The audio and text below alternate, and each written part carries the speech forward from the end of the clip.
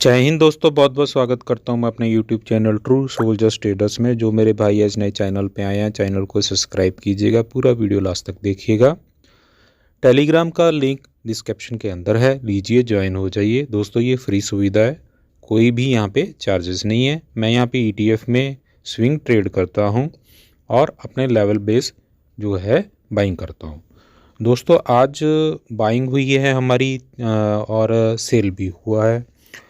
Profit booking की है silver के लॉट के ऊपर, जो कि 6% के आसपास जो है सिल्वर में आज प्रॉफिट बुकिंग हुई है, जो कि आपके सामने है और आपको जो है टेलीग्राम के ऊपर मैंने जो है बता दिया था। दोस्तों उसके बीच में सवाल भी था कि सर ये तो आया ही नहीं। तो सर मैंने आपको जो है क्लियर बोला हुआ है कि आप जाइए और ऊपर देखिए, आपको मैसेज मिल जाएगा कि बाइंग का की है या नहीं है। 82.95 का बाइंग हमारा जो 20 दिसंबर का था वो आज बुक हो गया। मेरा खुद का 6.10% के ऊपर जो है मेरा प्रॉफिट बुक हुआ है। ये तभी पॉसिबल है जिसने बाइंग की हुई है, जिसने नहीं बाइंग की होगी उसका कैसे बुकिंग होगा।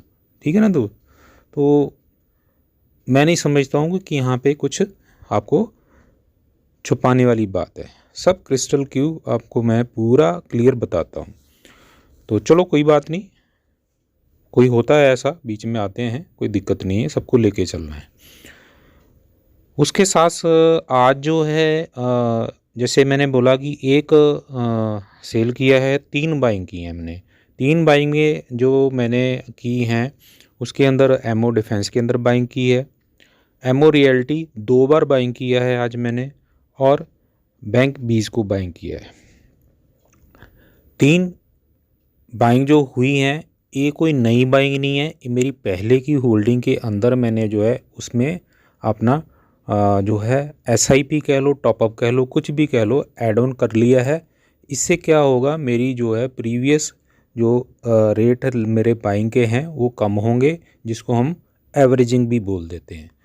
तो ये मैं अभी जैसे कि आपको यहाँ बता रहा हूँ कि मेरे यहाँ पे ये तीनों जड़ी बाइंग है, इसके अंदर कोई नया कोई लॉट तो लगना नहीं है।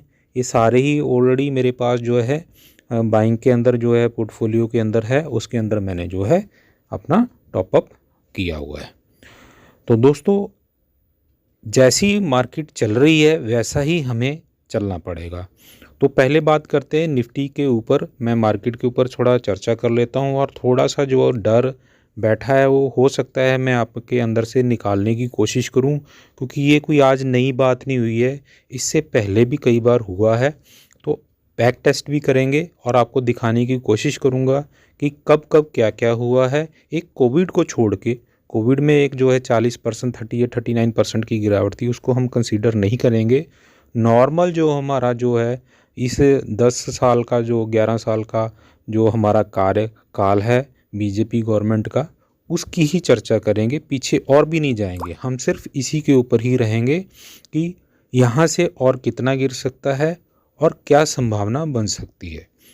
तो दोस्तों ये आप जो चार्ट देख रहे हो, डे टाइम फ्रेम का चार्ट है, और ये दर्शा रहा है कि आज जो कैंडल बनी है यहाँ पे भी सेलर हावी हैं। बाइंग का कोई भी नामो निशान यहाँ नहीं आ रहा है। सेल हो रही है मार्केट बुरी तरह से, जहाँ से हमें आज तो मैं कहूँगा कि सारा ही चौतरफा आज जो है गिरावट हुई है। पहले ऐसा नहीं होता था, कोई एक सेक्टर में गिरावट आती थी, 2 सेक्टर में आती थी।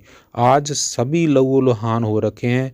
सपोर्ट मिल रही थी थोड़ी सी FMCG के ऊपर से, और IT थोड़ा सेक्टर वहाँ से सपोर्ट मिल रही थी, बाकी सब जगह पे जो है कटम काट मची हुई थी। तो उसके बीच में हमने अपना जो है देखना है। ये मैं आपको भी बता दूं, जो मेरी आज बाइंग हुई है ये मेरी प्रॉपर परसेंटेज वाइज बाइंग हुई है, और यही मैं आपको बताता हूँ कि अभी आप अपना पोर्टफोलियो देखिए, जहाँ पे आपको जो है लॉट बोल रहा है ऐड करने के लिए, वहाँ आप ऐड करते जाइए, और कुछ नहीं आपको सुलझना देखना, कुछ गलतफहमी दिमाग में नहीं डालनी है। और तभी संभव है जब फंड बचा के रखे हुए हैं। फंड कैसे बचेंगे, मैनेज करने के लिए बोलता हूँ। इन्हीं दिनों के लिए मैं आपको जो है चौथा लॉट भी जो रिज़र्व के लिए रखा हुआ था, मैं बोलता था ना चौथा लॉट रिज़र्व में रखो, चौथा सैनिक हमेशा युद्ध में लड़ने के लिए रिज़र्व होना चाहिए। तो ऑब्वियसली उसकी ज़रूरत पड़ेगी ही पड़ेगी और पड़ भी रही है, तभी तो हम ये काम कर रहे हैं। तो ये जो डे टाइम फ्रेम का चार्ट है, वीक है। आपने मेरे से सुबह पूछा था कि कहाँ तक जा सकता है। मैंने आपको बोला था कि अभी जो हो सकता है आज ही के दिन हम जो है 23,000 का लेवल देख लें, और हम नियर 23,000 आ भी गए थे और उसके ऊपर ही क्लोजिंग हुई है। चलो ठीक है, लेकिन कल अगर होता है तो कल मैं जो है यहाँ पे 23,000 भी अगर टूटता है और 22,700 आ जाए तो कोई घबराने वाली बात नहीं है। 22,700 भी आएगा, 22,500 भी आएगा दोस्तों। 22,500 के ऊपर बहुत बहुत बड़ी सपोर्ट चार्ट के ऊपर आ रही है, आपको वो भी चर्चा करेंगे। 22,700 नियर है अभी, वहाँ पे भी सपोर्ट ले सकता है। और प्रीवियस जितने भी इसने जो लो मारे हैं उनकी अगर हम कंपेयर करें तो उतना का तकरीबन ये आ सकता है। तो अभी मैं ये आपको एक बार दिखा देता हूँ वीकली कैंडल। वीकली कैंडल भी दोस्तों सही नहीं है, वीकली कैंडल भी बिल्कुल प्रेशर के अंदर आ रही है। वीकली कैंडल भी आप देख पा रहे हो यहाँ पे जो है ठीक नहीं है। आज फर्स्ट दिन था वीक का और यहाँ पे भी अच्छी जो है सेल आई है। और मार्केट ने जो आज ओपन किया है, ओपन गैप डाउन ओपन था और रेसिस्टेंस जो फिर दोबारा वही 350 की 23,350 की लेके वापस आई है। तो अभी ये जो सिलसिला चलता रहेगा। और जो मैं आपको बोल रहा था यहाँ पे जो सपोर्ट जो आ रही है, ये जो सपोर्ट आ रही है 23,000 की, यहाँ पे ये मार्केट जो है आपको हो सकता है कल ही खुलते ही मिल जाए, चाहे गैप डाउन भी हो जाए, कोई बड़ी बात नहीं है। और हाँ, एक चीज़ मैं आपको और बता दूं, आज का गैप जो डाउन है वो फिल नहीं हुआ है। दिमाग में ये ज़रूर रखिएगा, गैप फिल कर सकती है मार्केट, ये होता है दोस्तों। आज नहीं करेगी कल करेगी, और जितना लंबा ये खींचेगी उतना बड़ा करेक्शन आने की उम्मीद है, जैसा कि अभी कुछ दिन पहले हुआ था। तो 100 पॉइंट के आसपास का जो है गैप फिल नहीं हुआ है, जो कि आज होना चाहिए था वो नहीं हुआ है।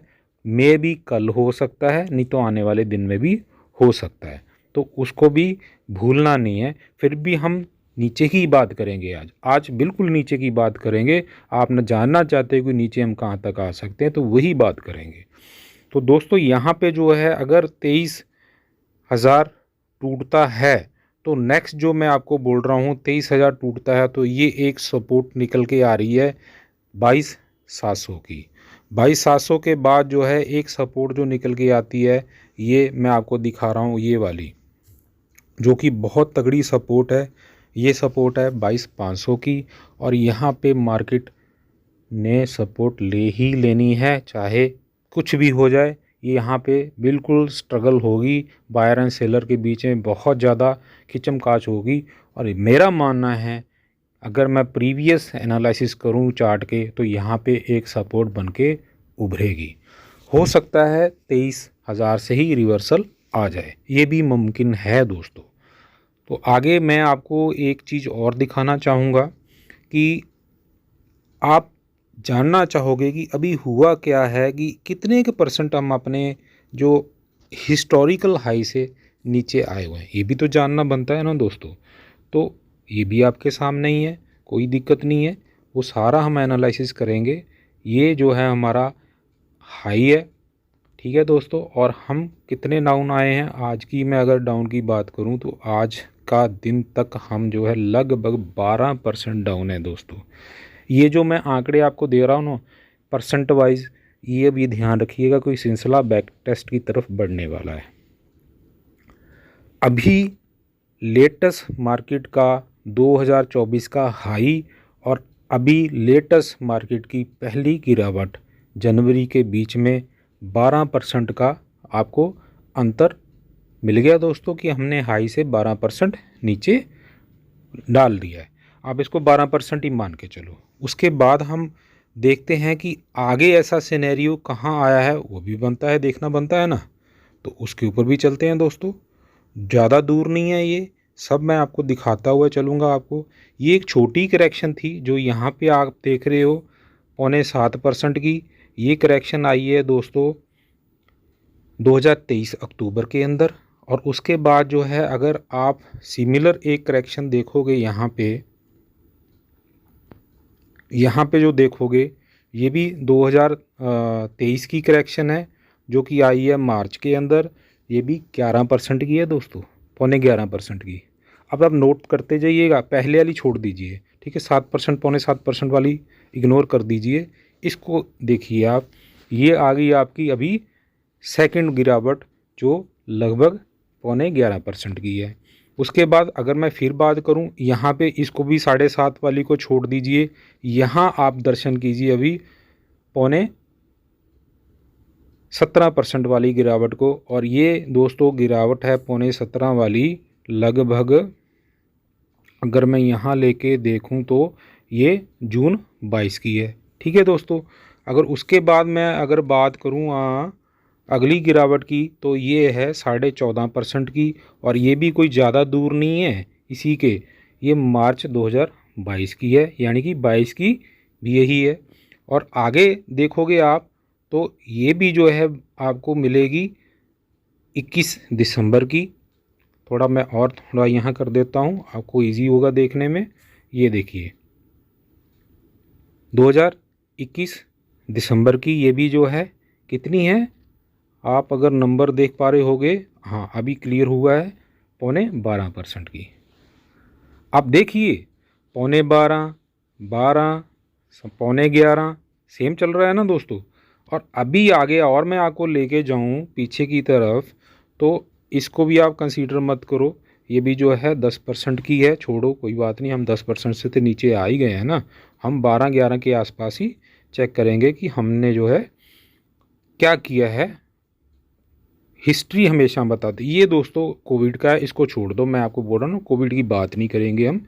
कोविड वाला ये भी सिचुएशन, ऐसी कोई बात ही नहीं करनी हमने। ये देखिए अभी आप यहाँ देखिए, ये कब का है, ये दोस्तों बहुत बड़ी गिरावट तो नहीं कहूँगा, लेकिन काफ़ी दिन चली है इस मार्केट ने। ये आया सितंबर 19 का फेज़। सितंबर 19 में आप देखोगे सिमिलर जो अभी चल रहा है हमारा, आज का दिन में चल रहा है, 12.5% आ गई है आपको, 12.5%। और उसके पीछे आप देखोगे, उसके पीछे ये देखिए, ये देखिए, उसके पीछे अगर आप देखोगे तो ये आ गया डे लो, ये आ गया। और ये अक्टूबर 18 की है दोस्तों। और नंबर्स देखिए आप, 14.5%, 14.5% आपकी ये गिरावट है। और आप यहाँ आ जाइए सिमिलर जो हम चल रहे हैं अभी देख रहे हैं, 11.5% इसको मान लीजिए। और वो डे लो क्या है यहाँ पे, ये डे लो आ रही है 28 मार्च 2018 की। और पीछे लेके चलता हूँ आपको, कोई दिक्कत नहीं है दोस्तों। एनालिसिस देखो, चार्ट के ऊपर अगर हम एनालिसिस करने ही बैठ गए हैं तो हमें पता होना चाहिए कि क्या क्या हो रहा है पीछे। ये देखिए, ये आ गया फिर आपका जो है 11.5% का डे लो आ गया 26 दिसंबर 2016, ठीक है। और कितना आ गया, 11.5%। आप एक चीज़ नोट कीजिए यहाँ पे, ये सेम टाइम फ्रेम दिसंबर के बीच में क्यों ऐसा हो रहा है। ये 3 दिसंबर आ रहा है, अगर ये इसी को भी मान लें हम, दिसंबर जनवरी ही मान लें अभी, तो ये भी दिसंबर वाला ही फेस आ गया। तो इसके पीछे भी एक कारण है, उस भी मैं आपको जिक्र करूँगा। आगे पीछे चलते हैं और पीछे चलते हैं, कोई दिक्कत नहीं है। ये लीजिए, ये लीजिए, ये कब का टाइम है, ये टाइम है दोस्तों, डे लो आ गया ये वाला। और ये फरवरी 16 तारीख, और 16 तारीख की 12 फरवरी है। और 17%, 17.30% की ये गिरावट है। और पीछे देख लेते हैं, और पीछे देख लेते हैं, ये लो हमें मिल गया एक 13.5% की गिरावट। और ये दिन कौन सा है दोस्तों, ये है डे लो इसका सितंबर 15 का, और 7 सितंबर 2015 का। कितना, 13% की गिरावट है। और देख लेते हैं पीछे, और जाने और देख लेते हैं। ये देख लीजिए यहाँ पे कौन सा डे लो आ गया, ये हमारा डे लो आ गया, ठीक है, ये डे लो कंसिडर करेंगे हम। जून 15 की आ गई, जून 15 में देख लीजिए अब 12%। और पीछे देख लो दोस्तों, कोई दिक्कत नहीं है, और पीछे चले जाते हैं। डाटा सारा अपने पास अवेलेबल है, कहीं भी हमें फजल होने की ज़रूरत नहीं है। ये देख लीजिए, ये देख लीजिए 15% की गिरावट को, और जो है एंजॉय कर लीजिए। ये आ गया डे लो, और ये आ गया 13 अगस्त 2013 का, जबकि मोदी शासन नहीं आया था, और अगस्त 13 से की एक गिरावट भी हमने देख ली। अब और पीछे नहीं जाएंगे, वीडियो बहुत लंबा हो जाएगा, आप खुद देख लेना। ये आपके ऊपर भी मैंने थोड़ा सा छोड़ देता हूँ कि और भी आप भी देख सकते हो। तो कोई इसमें परेशान होने की बात नहीं है कि कितना मार्केट गिरेगा। अभी आप समझ गए हो कि अगर हमने जो है यहाँ पे, अगर हमने अभी कितनी पीछे पीछे बड़ी बड़ी गिरावटें देख ली है, और अगर हमारा डे हाई से अभी जो है इस वक्त हम कितना परसेंट आए हैं, 12% आए हैं। तो भाई पीछे तो 14 भी हमने देखा है, 13.5 भी देखा है, 15.5 भी देखा है, 17 भी देखा है ना। और कॉमन जो है ये 12 वाला तो कॉमन आपको मिला है देखने के लिए। तो इससे ज़्यादा कितनी, इससे ज़्यादा जो मैं आपको लेवल बता रहा हूँ, अब वही लेवल अगर हम खींच के जाएं, यही मान लेते हैं, चलो यही मान लेते हैं कि 22,700 ही हमारी आ जाएगी। ठीक है, 22,500 आ जाएगी, सॉरी छोड़ो, कि बहुत ही नीचे का हम देख लेते हैं कि मैं 22,700 भी नहीं बोलता, मैं सीधा 22,500 ही बोलता हूँ। 22,500 तक भी हमारा कितना है, 14% ही है ना। तो घबराने वाली बात कोई नहीं है दोस्तों। जैसा कि मैं बोल रहा हूँ, 22,500 बहुत बड़ी एक सपोर्ट है चार्ट के ऊपर, जो कि हमें जो है यहाँ देखने के लिए मिल रही है। यहाँ पे हम सपोर्ट ले लेंगे, और हमारा सिलसिला जो है बाइंग का रुकना नहीं चाहिए। आप देखोगे मैं बाइंग करता ही रहूँगा, टुकड़ों में बाइंग मेरी चलती रहेगी, कभी मैं इधर करूँगा, कभी मैं उधर करूँगा, और ये सारा पोर्टफोलियो बताएगा कि कहाँ बाइंग करनी है, वहाँ हम बाइंग करेंगे। ठीक है दोस्तों, आ जाते हैं आज के बाइंग के ऊपर कि हमने आज बाइंग कहाँ की है। तो मैं आ गया हूँ यहाँ पे एमओ रियल्टी के ऊपर। एमओ रियल्टी जैसे मेरा अभी एक पसंदीदा ETF बन चुका है मेरे पोर्टफोलियो के अंदर, नो डाउट। मैं इसके अंदर बहुत बढ़िया बाइंग अपने लेवल पे करता जा रहा हूँ।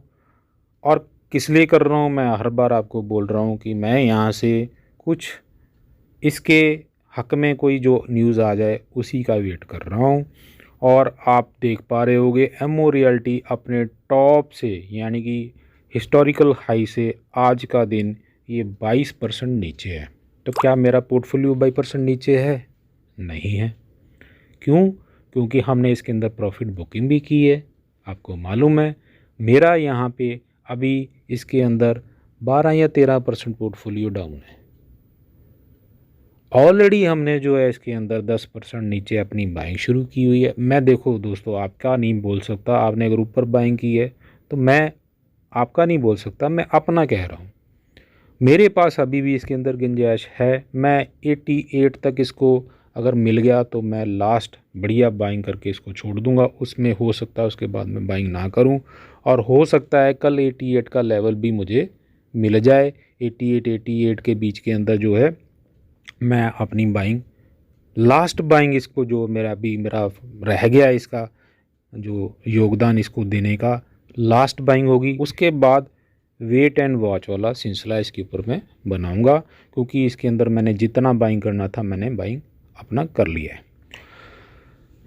दोस्तों ETF अच्छा है, ETF ख़राब नहीं है, थोड़ा न्यूज़ बेस ETF है। तो इसलिए आज इसके अंदर जो है 6% प्लस गिरावट आई है। तो इसलिए पहले जब मैंने इसको बाय किया था तो लगभग 3% डाउन चल रहा था, तब बाय किया था, और 6% डे लो के बाद मैंने इसके अंदर दोबारा बाइंग की है। सेम बाइंग की है, सेम क्वांटिटी की मैंने बाइंग की है, जितनी फर्स्ट की थी उतनी ही लास्ट मैंने की है। तो जिससे क्या हुआ, मेरा प्राइस जो है वो एक एवरेज के अंदर आज ही एवरेज हो गया। तो ऐसा दिन आता है कभी दोस्तों, तो कर दिया, बस कर दिया। कुछ जान सोच समझ के किया है। तो ये इसके ऊपर ये व्यू है, जिसकी बाइंग हो रखी है मस्त रही है, इसको कोई टेंशन लेने की ज़रूरत नहीं है। उसके बाद एक ETF जो मैं आपको बताया था कि मैं बाइंग कर रहा हूँ बैंक बीज के ऊपर। दोस्तों बैंक बीज भी मेरे पोर्टफोलियो में ऑलरेडी है, और बैंक बीज की अगर मैं बात करूँ ये भी मैं आपको दिखा देता हूँ कि अपने ये हाई से कितना डाउन हुआ है। अपने हाई से दोस्तों ये 11%, चलो 12% डाउन मान लो, 12% डाउन हुआ है। तो क्या मेरा पोर्टफोलियो 12% डाउन है? मैं आप ही से सवाल करता हूँ। ज़्यादा से ज़्यादा बैंक बीज के अंदर 6% से ज़्यादा आपके पोर्टफोलियो में, 7 मान लेता हूँ मैं, 7% से गिरावट नहीं हो सकती अगर आपने लेवल पे बाइंग मेरे साथ कर रखी होगी तो। ठीक है दोस्तों, तो इसके अंदर भी हमने जो है अपनी बाइंग करके अपना प्राइस और कम कर दिया है। उसके बाद दोस्तों एमओ डिफेंस भी अपने जो है लगभग 19% अपने हाई से आज तक ये आ चुका है। और अगर मैं इसकी भी बात करूं तो एमओ डिफेंस भी हमारे पोर्टफोलियो यानी कि मेरे पोर्टफोलियो में 19% डाउन नहीं है। हमने इसको ऑलरेडी पहले से नीचे आया है तब बाइंग किया है। हाल इसके अंदर प्रॉफिट भी बुकिंग की है, आपको याद होगा।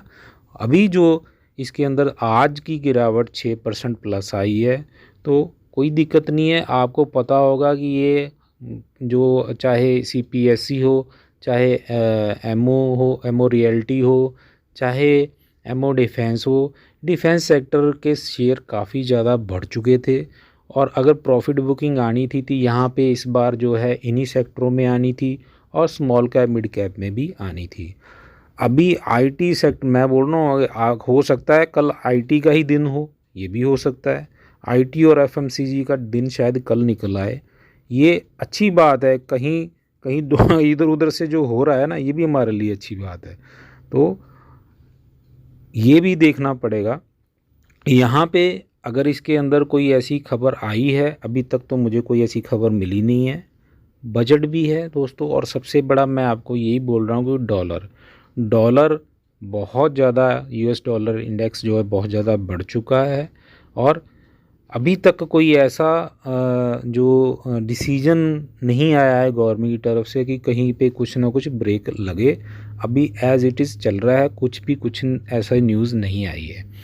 तो रहता है लोगों के अंदर जो है शंकाएं रहती हैं कि चलो यार साइड हो जाओ, अपना प्रॉफिट बुक करो, फिर देखते हैं नीचे आएगा तो और ले लेंगे। और यही एक सिलसिला होता है कि जब एकाएक देख के लोग सेल करना शुरू कर देते हैं ना, तो यही हाल होता है जो आज यहाँ आप देख रहे हो। और कुछ नहीं है, प्रॉफिट बुकिंग है। जिसको बेचना है बेचते हुए निकलता जा रहा है। अंधाधुंध जो है बिकवाली यहाँ पे चल रही है। अब सिल्वर के अंदर आपका सवाल होगा, सिल्वर में मैं पूरा नील बटा नील नहीं हुआ हूँ। अगर आपको याद होगा, सिल्वर हमारा जो टॉप की बाइंग जो है 91-95 के ऊपर हमारी बाइंग है 91.95 की, वो एज इट इज़ अभी वहाँ रखी हुई है। वो लॉट मेरा सिंगल वहाँ लगा हुआ है। देखता हूँ कल जो है एक डाटा आने वाला है US से, क्या होता है। उसी के चलते मैंने आज अपनी प्रॉफिट बुकिंग की है। 6% प्रॉफिट कम नहीं होता दोस्तों, जबकि मार कार्ड चल रही हो और आपका प्रॉफिट बन रहा है तो लेना चाहिए। फ्राइडे को मैंने प्रॉफिट निकाला था सिल्वर में और IT में, और आज भी हमने जो है सिल्वर में प्रॉफिट बुक किया है। तो हो सकता है कि कल के न्यूज़ में सिल्वर नीचे आ जाए तो हम दोबारा सिल्वर में अपनी पोजीशन बना देंगे। अभी जो मेरा फर्स्ट लॉट है वो 5% नीचे है नहीं कि मैं जो है आज ही बाइंग करूं। तो मैं एज़ पर डिसिप्लिन उसको रखा हुआ हूँ। अगर वो मेरा लॉट जो है डिमांड अभी करेगा तो मैं बाइंग करूँगा। हाँ, गोल्ड के ऊपर आपके सवाल थे, गोल्ड को अभी मैं हाथ नहीं लगाने वाला। गोल्ड में मोमेंटम चल रहा है, यहाँ से गोल्ड हो भी सकता है कि यहाँ से गोल्ड और 2% ऊपर चला जाए, लेकिन वो भी एक रिस्क फैक्टर है। जब तक थोड़ा सा ये करेक्शन नहीं आ जाती गोल्ड के अंदर, तब तक मैं गोल्ड के अंदर अभी अपना ऐड नहीं करूँगा, उसमें फ्रेश अपनी एंट्री नहीं करूँगा। मैं आपको याद होगा पहले भी बोला था कि $2600 के आसपास अगर गोल्ड मुझे मिल जाता है तो मैं ऐड करूँगा, नहीं तो मैं अभी ऐड नहीं करूँगा। वहाँ पे भी कुछ दिक्कतें हैं अभी। सिल्वर को मैं हर लेवल के ऊपर बाइंग करने की जो है कोशिश करूंगा। सिल्वर में अपॉर्चुनिटी ज़्यादा है अभी, गोल्ड में इतना अपॉर्चुनिटी नहीं है, लेकिन लॉन्ग टर्म के लिए गोल्ड भी अच्छा है, ख़राब नहीं है। जिसको लॉन्ग टर्म के लिए रखना है रख सकता है, और जिसको लेना है वो ले भी सकता है। वो आप अपना खुद का डिसीजन कीजिए, आप खुद अपने एनालिसिस कीजिए। मैं कोई यहाँ पे बाइंग की आपको रिकमेंडेशन नहीं दे रहा हूँ। ठीक है दोस्तों, आशा करता हूँ जो आज हमने जो है अपना ये ETF के ऊपर चर्चा की है, मार्केट के ऊपर चर्चा की है, आपको समझ आया होगा। कुछ आपके जो है डाउट क्लियर होंगे, जो हमने बैक टेस्ट किया है, आप थोड़े मोटिवेट हुए होंगे, आपको एटलीस्ट पता लगा होगा कि यहाँ से कहाँ कितना और जा सकता है। कि अगर 12% आ गया है तो 14 अगर जाना है तो हो सकता है 2 या 3% जाके हम वहाँ रुक जाएं। ठीक है ना। यहाँ मोटा मोटी यहाँ पता लग गया कि 22,500 के ऊपर एक बहुत बड़ी सपोर्ट है, यहाँ तक हम रुक जाएंगे। आशा करता हूँ आपको आज का एनालिसिस पसंद आया होगा, और जो है आपका मनोबल कुछ बड़ा होगा। स्वस्थ रहिए, सुरक्षित निवेश कीजिए। जय हिंद दोस्तों।